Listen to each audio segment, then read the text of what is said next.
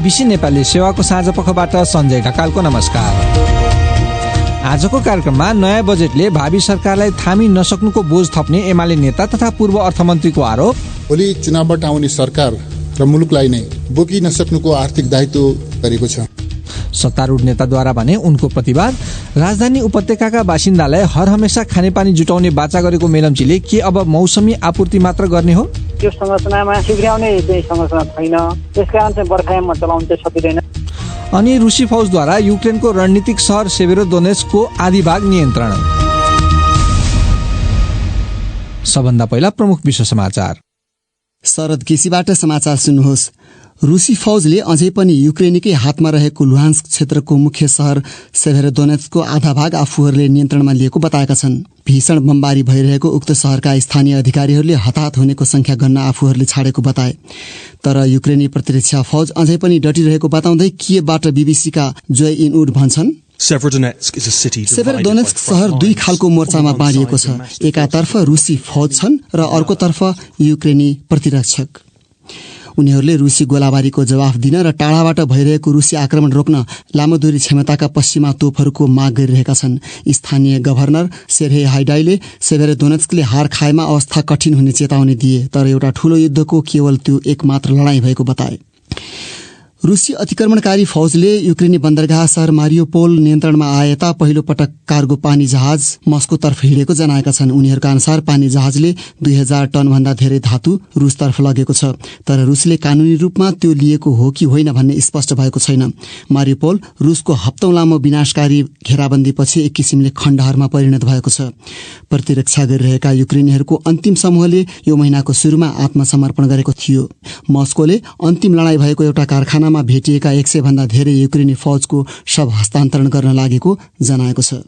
नेपालमा जोमसोम नजिकै एउटा विमान दुर्घटना भए पश्चात नागरिक उड्डयन प्राधिकरणले VFR अर्थात् पाइलटले देखेका भरमा गरिने उडानहरू सुरक्षित पार्न केही कडा नियम लागू गर्ने निर्णय गरेको छ। जल तथा मौसम विज्ञान विभागले प्रतिकूल मौसमको अनुमान सहितका विवरण दिएका हकमा उडान रोक्न परिपत्र गरिने तथा वायु सेवा कम्पनीहरूले उडान योजना पेश गर्दा गन्तव्य तथा मार्गको मौसमी विवरण विभागबाट लिएर सो समेत पेश गर्नुपर्ने प्राधिकरणले जनाएको छ। नेपालमा खास गरी पहाडी तथा हिमाली क्षेत्रमा साना जहाजहरूले VFR नियमका आधारमा उडान गर्छन्। आइतबार दुर्घटना भएको तारा एयरमा सवार सबै 22 जनाको शव भेटिएको तथा विमानको ब्ल्याक बक्स समेत फेला परेको अधिकारीहरूले जनाएका छन्। युरोजोनमा महँगी मे महिनामा एक वर्ष यताकै सर्वाधिक 8.1% पुगेको छ। अघिल्लो महिना मुद्रास्फीति दर 7.4% थियो। उक्त वृद्धि धेरै अर्थशास्त्रीहरूले अपेक्षा गरेको भन्दा उच्च हो। मूल्य वृद्धिलाई ऊर्जा र खाद्य सामग्रीको मूल्यले टेवा पुर्याइरहेको छ। युक्रेन युद्ध पनि त्यसको आंशिक कारण हो, जसका कारण विश्वव्यापी आपूर्ति सञ्जालमा व्यवधान पुगेको छ। कोभिड सम्बन्धी प्रतिबन्धहरू फुकुवा गरिएपछि युरोपभरि माग पनि बढेको छ। महँगीको गतिका कारण युरोपेली केन्द्रीय ब्याङ्कले वर्तमान योजनाभन्दा छिटो ब्याज दर बढाउनु पर्ने हुन सक्छ। र श्रीलङ्काले खराब आर्थिक संकटको सामना गर्ने उद्देश्यले सबैजसो सामान र सेवामा मूल्य अभिवृद्धि कर भ्याट बढाएको छ। अर्थ मन्त्रालयको समेत जिम्मेवारी लिएका नयाँ प्रधानमन्त्री रनिल विक्रमसिंहले भ्याट 8बाट 12% तत्काल पुग्ने बताए। व्यावसायिक करहरू पनि बढाइएको छ। ती कदमहरूले सरकारको आय $18 करोड बढ्ने ठानिएको छ। यो बीबीसी नेपाली सेवा हो।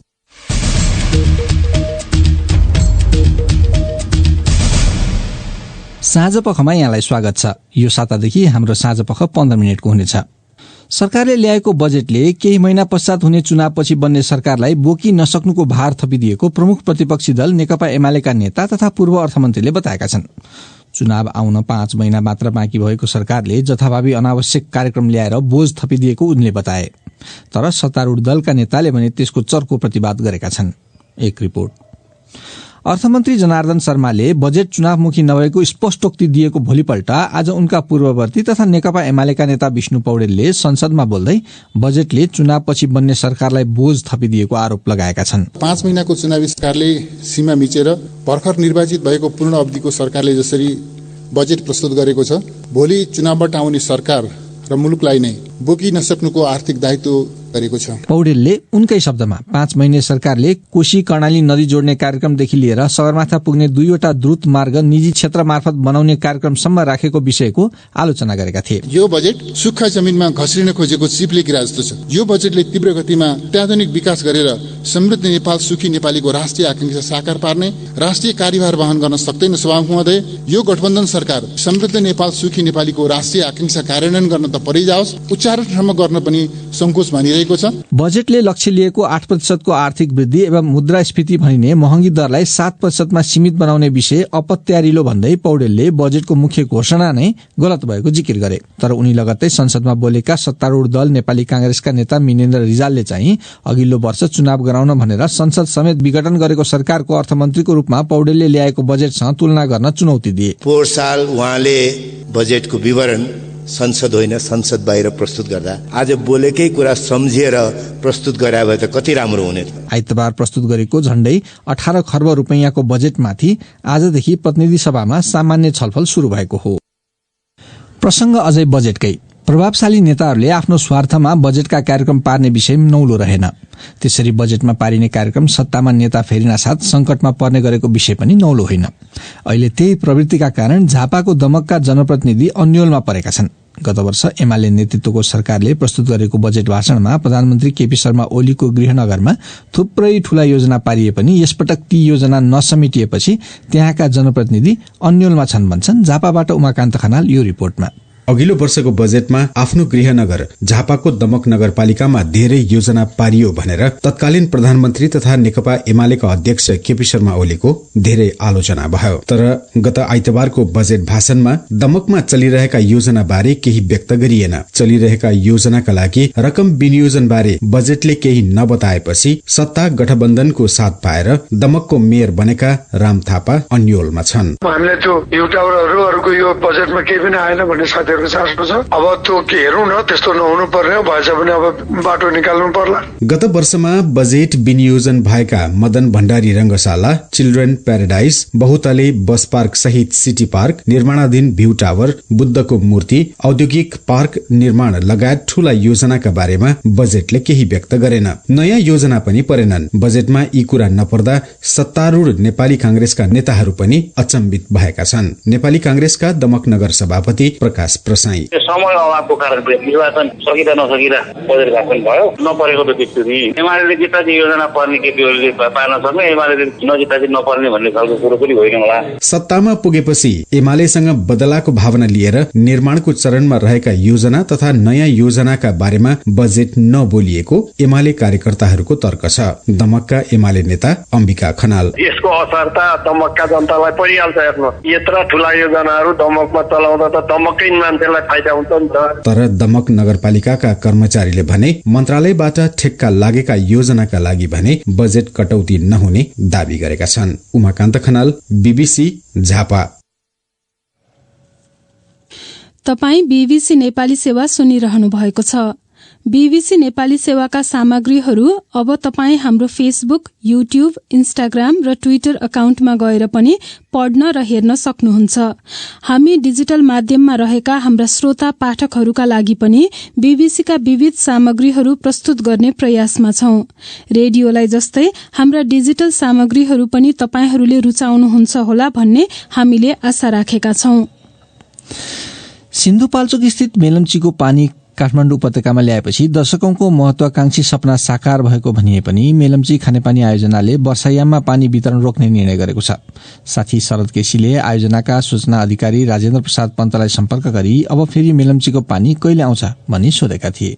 बर्खायाम बाढी पहिरोको ठूलो जोखिम छ। हाम्रो सुरुङ जस्ता संरचनाहरू क्षतिग्रस्त हुन सक्छन्। बर्खायाम पछि सञ्चालनमा चाहिँ समय लाग्न सक्छ भन्ने हिसाबले बन्द गरेका छौँ हामीले। त्यसकारण मनसुन र बाढी पहिरोको जोखिम कहिलेसम्म रहिरहन्छ त्यस अनुसार थप कामहरू गरेर अगाडि बढ्ने हुन्छ। भनेपछि यो हरेक वर्ष बर्खायाममा चाहिँ रोकिने भयो पानी मेलम्चीको? हजुर, जस्तो स्थायी किसिमको हिडबक्स नबनुन्जेलसम्म सुक्खायाममा 7-8 महिना यो वैकल्पिक प्रणाली चलाउन सकिने हुन्छ। त्यसकारण हाम्रो संरचनाहरूमा क्षति हुन नदिन सञ्चालनका दृष्टिकोणले बर्खायाममा बन्द गर्नुपर्छ। पहिलेको डिजाइन गर्दाखेरि नै यही परिकल्पना गरेर गरिया हो कि अथवा अघिल्लो वर्षको जुन क्षति पुर्यायो बाढीले त्यसका कारण हो? हिटबक्स र सुरुङ निर्माण कार्यको जुन निर्माण व्यवसाय छ त्यसले काम गर्दै जाँदाखेरि सुरुङ निर्माण कार्य चाहिँ अलि अगाडि सम्पन्न भयो। भूकम्प इत्यादिका कारणले हिटबक्सको कामहरू चाहिँ सम्पन्न हुन सकेको थिएन। यो तथ्यलाई मध्यनजर गरेर सुरुङ र हिटबक्स बनाउँदाखेरि एउटा वैकल्पिक टनल बनाएको थियौँ हिटबक्स बनाउनलाई। त्यो वैकल्पिक टनलमा केही गेटहरू राख्ने बित्तिकै हामीले एउटा अस्थायी संरचना चाहिँ पाउँछौँ र त्यो संरचना चाहिँ हिटबक्स तयार नहुँदै पनि सञ्चालन गर्न सकिन्छ भन्ने हिसाबले डिजाइन गरिएको हो र यो संरचनामा छिग्र्याउने चाहिँ संरचना छैन। त्यसकारण चाहिँ बर्खायाममा चलाउन चाहिँ सकिँदैन र यो चलायो भने सुरुङभित्र लतजन्य पदार्थहरू जान सक्छ। सफाइमा समय लाग्ने भयो। यसले चाहिँ पानी पठाउनु कार्य चाहिँ अवरुद्ध हुन सक्थ्यो होइन। हिटबक्सको जुन कुरा गर्नुभयो यहाँले 1 वर्ष भइसक्यो क्षति पुगेको, कहिलेसम्म यो तयार भइसक्छ, मर्मत कहिलेसम्म भइसक्ला? यो विस्तृत रूपमा चाहिँ अध्ययन गरिनुपर्छ। यो किसिमको बाढी पहिरोको सम्भावना रहिरहे पनि त्यसको रोकथाम होइन, रोकथामका लागि गर्नुपर्ने निर्माण कार्यहरू जस्तो अब हिटबक्स बनाउँदाखेरि पनि अब नयाँ किसिमले नयाँ ठाउँमा निर्माण गर्नुपर्ने हो कि भन्ने चाहिँ अब हुन सक्छ होइन। इत्यादिले गर्दाखेरि आयोजनाको दिगो सञ्चालनमा समय लाग्ने हुन्छ होइन। त्यसकारण अब काठमाडौँ उपत्यकामा अभाव भइरहेको बेला 7-8 महिनामा राहत प्रदान गरी यो किसिमको सञ्चालनलाई हामीले केही वर्ष निरन्तर राख्नुपर्ने हुन्छ। भनेपछि त अब यो अघिल्लो वर्षको जुन बाढीले क्षति पुर्याइसकेपछि एउटा नयाँ खालको समस्या देखा पर्यो, नयाँ परिकल्पनाका साथ अगाडि बढ्नुपर्ने स्थिति देखा पर्यो र त्यसले लामो समय लिन सक्ने स्थिति भयो। कल्पना गरेको भन्दा बाहिरको कुरा भयो त्यो। एकदमै। भनेपछि त मेलम्ची वर्षौंसम्म अधुरो र अपुरो नै रहने भयो। हिटबक्समा क्षति भएको हो, यो बनाउन सकिन्छ होइन, तर यसका लागि आवश्यक सडक पुलहरू पनि नयाँ किसिमले निर्माण गर्नुपर्ने हुन्छ होइन। त्यसका लागि विस्तृत अध्ययन नै गरेर जानुपर्छ। भविष्यमा यस्तो हुन नदिनलाई होइन रोकथामका केही उपायहरू पनि गर्न सकिन्छ भने ती पनि अवलम्बन गर्ने, किनभने हामीले आयोजना गर्दा निर्माण गर्दाखेरि अहिलेसम्म धेरै लगानी खर्च गरेका छौँ होइन। मेलम्चीलाई नै अब पूर्णता दिन नै समय लाग्ने भइसकेपछि जुन याङ्री र लार्के खोलाबाट थप पानी ल्याउने 17 करोड लिटर ल्याउने पानी योजना थियो त्यो त झन् अब साकार नहुने नै भयो दशकौंसम्म। फेरि यसको डिजाइन पनि भइसक्यो हो, तर पनि अब यो परिस्थितिले गर्दाखेरि क्षति हुन नदिन होइन पुनः यसको डिजाइन रिभ्यू गरेर कसरी यसलाई चाहिँ चलाउन सकिन्छ भन्ने विषयमा पनि छलफल भइरहेको छ। अब अन्त्यमा राजेन्द्रजी, खास गरेर जुन अघिल्लो वर्षको बाढीले क्षति पुर्यायो त्यसपछि पनि राजनीतिक नेतृत्वका व्यक्तिहरूले, प्रधानमन्त्री मन्त्रीहरूले चाहिँ निरीक्षण गर्ने अनि घोषणा गर्ने, उद्घाटन गर्ने जस्ता यस्ता कामहरू चाहिँ सरकार परिवर्तन सँगसँगै बारम्बार हुने गरेका छन्। अब यो खास कर्मचारी तन्त्रले होइन वास्तविक स्थिति यो हो, किन बेकारमा आशावादी बनाउने जनतालाई भनेर अडाल्न नसक्दाखेरि भाका दिने गरे हो कि के हो? यसमा त मैले ठ्याक्कै भन्न नसक्ने अवस्था भयो होइन। जस हामीले नेपाल सरकारले दिएको लक्ष्य अनुसार कार्य सम्पन्न भएपछि होइन सोही किसिमले होइन अब निर्माण व्यवसायीहरूले काम सम्पन्न गर्यौँ भन्ने किसिमले चाहिँ कार्यक्रमहरू आयोजना गरे हुन्। सरकारकै लक्ष्य अनुसार निर्देशन प्राप्त हुन्छ, त्यसैको कार्यान्वयन हामीले गरिरहेछौँ। उनी थिए मेलम्ची खानेपानी आयोजनाका सूचना अधिकारी राजेन्द्र प्रसाद पन्त साथी शरद केसीसँग कुरा गर्दै। अब अन्त्यमा आजको एउटा अन्तर्राष्ट्रिय प्रसंग। पूर्वी युक्रेनको एउटा मुख्य तथा रणनीतिक महत्वको शहर सेभेरोदोनेट्सका प्रमुखले आफ्नो लडाईँको अग्रमोर्चा शहरको आधा भागमा खुम्चिएको जनाएका छन्। तर ती शहरका प्रमुखले युक्रेनले अझै अवस्थालाई डटेर सामना गरिरहेको र त्यहाँ आफ्नो प्रतिरक्षा गरिरहेको जनाएका छन्। बीबीसी विवरणहरूमा आधारित रिपोर्ट सुनौ प्रदीप बस्यालबाट। त्यस क्षेत्रका गभर्नरले रुसीहरू शहरमा प्रवेश गरेपछिको अवस्था गम्भीर बनेको बताएका छन्। लुहान्सका गभर्नर सेर्हेई हाइडाईले पूरै क्षेत्र निरन्तरको बमबारीमाझ रहेको जनाए, जसकै कारण सेभेरोडोनेट्सबाट सर्वसाधारणहरूलाई बाहिर निकाल्ने काम समेत अवरुद्ध बनेको छ। यसअघि लुहान्सका गभर्नरले शहरका 15,000 जति सर्वसाधारणहरू चेपुवामा परेको बताएका थिए। मस्कोले अहिले लुहान्स क्षेत्रको सबैजसो क्षेत्रमा कब्जा जमाएको छ, जसलाई उसले फेब्रुअरीमा हमला सुरु गर्नुअघि स्वतन्त्र राज्यको रूपमा मान्यता दिएको थियो। यसैबीच युरोपेली संघ ईयूले रुस विरुद्ध लगाएको पछिल्लो चरणको प्रतिबन्धको बचाउ गरेको छ। ईयू यो वर्षको अन्त्यसम्ममा लगभग 90% रुसी तेल आयात काट्न सहमत भएको छ। तर युक्रेनको राष्ट्रपति कार्यालयका सहायक प्रमुखले यस्तो प्रतिबन्ध निकै ढिलो आएको बताएका छन्। मस्कोले अहिले